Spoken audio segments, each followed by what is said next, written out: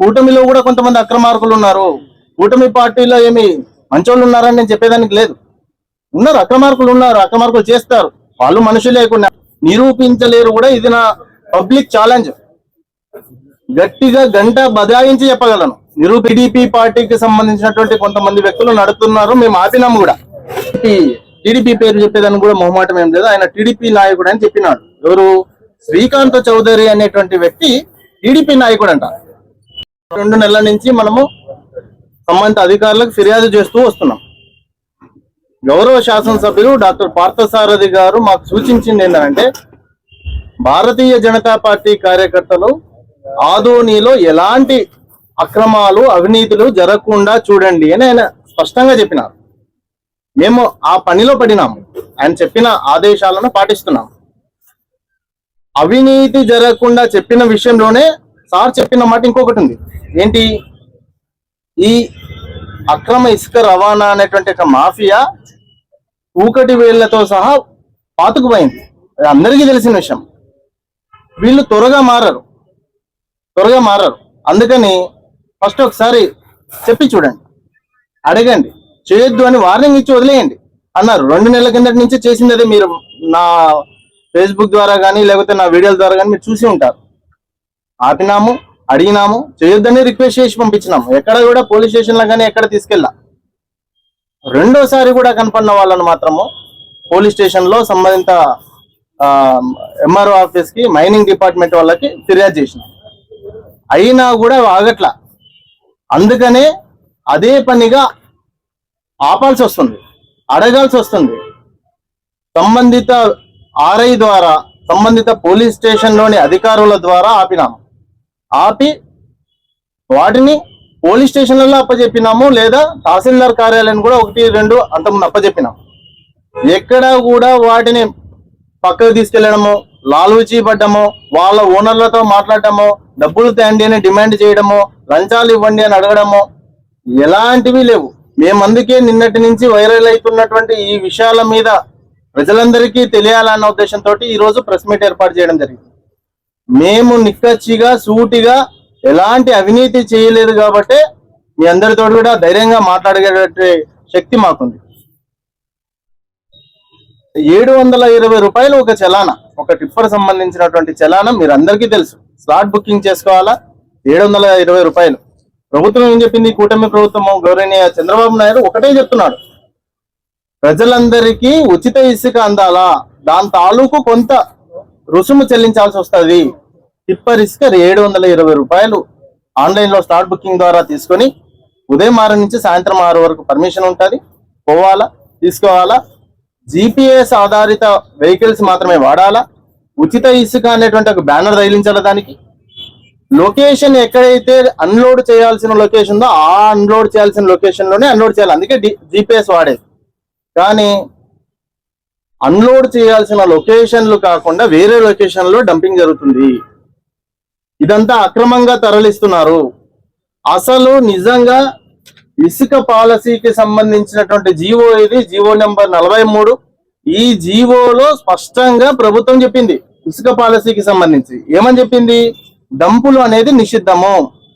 ఎక్కడైనా కన్స్ట్రక్షన్ జరుగుతున్నటువంటి ఇండ్లు లేకపోతే బిల్డింగ్స్ ఉంటాయో వాటికి ఎంత మోతాదు అవసరమో అంతనే పెట్టుకోవాలా. ఎక్స్ట్రా డంపింగ్ అనే దానికి ఎటువంటి పరిస్థితుల్లో అనుమతి లేదు అని స్పష్టంగా శాండ్ పాలసీ మనకు చెప్తోంది.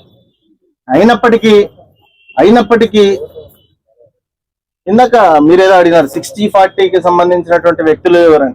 మాకి ఎలాంటి మొహమాటం లేదు. టీడీపీ పార్టీకి సంబంధించినటువంటి కొంతమంది వ్యక్తులు నడుపుతున్నారు, మేము ఆపినాము కూడా. మీరు అందరూ వచ్చినారు ఆ రోజు. ఆపినాము. ఇందాకే చెప్పినా, కొన్ని చూసి చూడనట్టు వదిలినాము. స్టార్టింగ్ లో మారండి అని చెప్పినాము అని అడిగినా.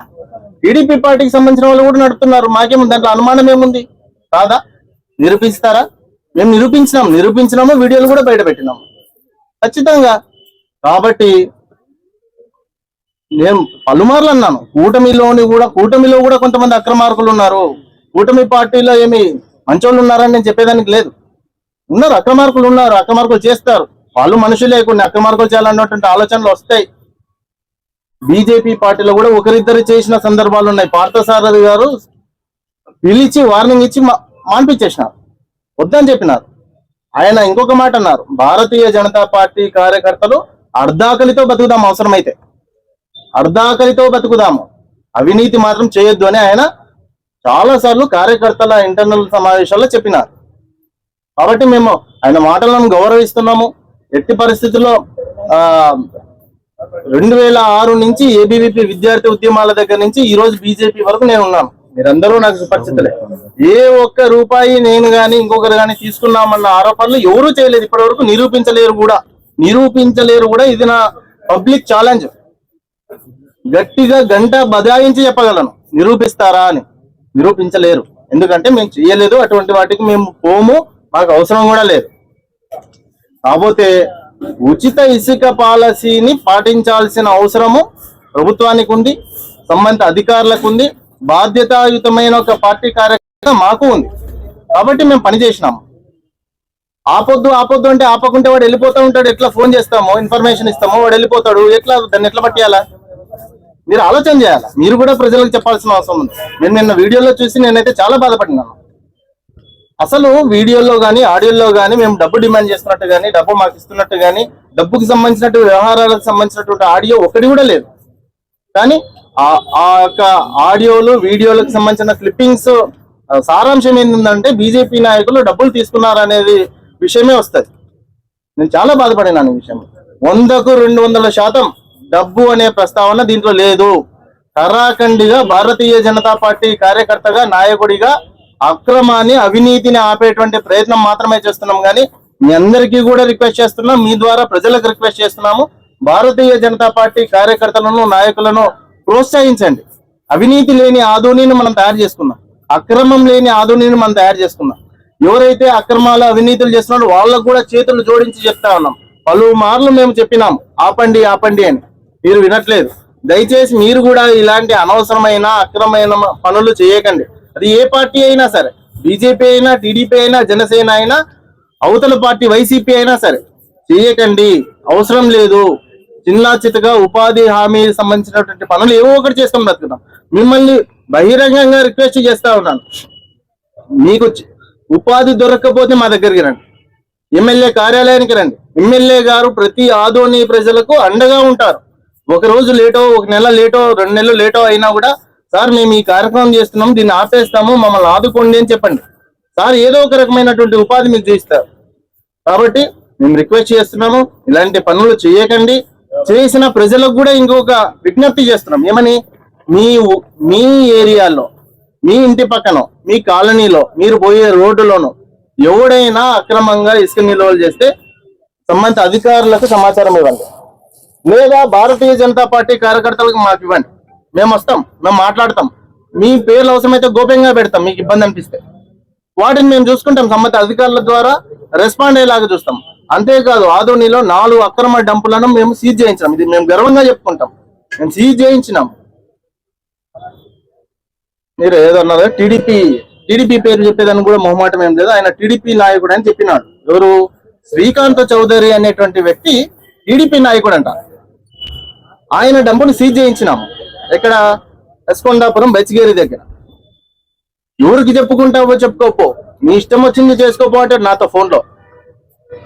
ఇష్టం వచ్చింది ఏం చేయలేదు, కానీ అధికారుల ద్వారా దాన్ని సీజ్ చేయించినాము. అంతవరకు అయితే చేయించగలిగినాం. ఇంకా దారుణమైన విషయం, సరే అక్రమాలో విక్రమాలో ఏదో కాసేపు పక్కన పెడదాం, లాభం మన ఆదోనోళ్ళే తింటున్నారు కదా అనుకోవడానికి కూడా లేదు. పత్తికొండ నుంచి ఒకడు వస్తున్నాడు, ఆడు రాంజల దగ్గర డంపేస్తాడు, వాడు తింటాడు డబ్బులు. నెల్లూరు నుంచి ఒకడు వస్తాడు, వాడు డంపేస్తాడు, వాడు తింటాడు. వేరే ఊరి నుంచి ఎవడో వస్తాడు, వాడు డంపేసి తింటాడు. ఇది ఎంతవరకు న్యాయమని అడుగుతా ఉన్నాను. ఇది తప్పు కదా. ఆదోని వాళ్ళైనా చేయొద్దు అని నేను ఉదాహరణగా ఆ ఊరి పేర్లను ప్రస్తావిస్తా ఉన్నాను. ఎవరూ చేయొద్దు, అవసరం లేదు. మనం నీతి నిజాయితీగా బ్రతుకుదాము, ఉపాధికి సంబంధించినటువంటి అంశాల మీద బ్రతుకుదామని నేను మీడియా మిత్రుల ద్వారా అందరికీ కూడా తెలియజేస్తా ఉన్నాను. మీ ఉద్యమం ఓన్లీ ఇసుక మీదేనా? ఆదోని నియోజకవర్గంలో జరిగే ఇతర అసాంఘిక కార్యకలాపాల మీద ఉంటుంది? ఇందాక అన్న చెప్పిన క్రికెట్ బెట్టింగ్ అయినా సరే, మట్కా అయినా సరే, అక్రమ మద్యం అయినా సరే,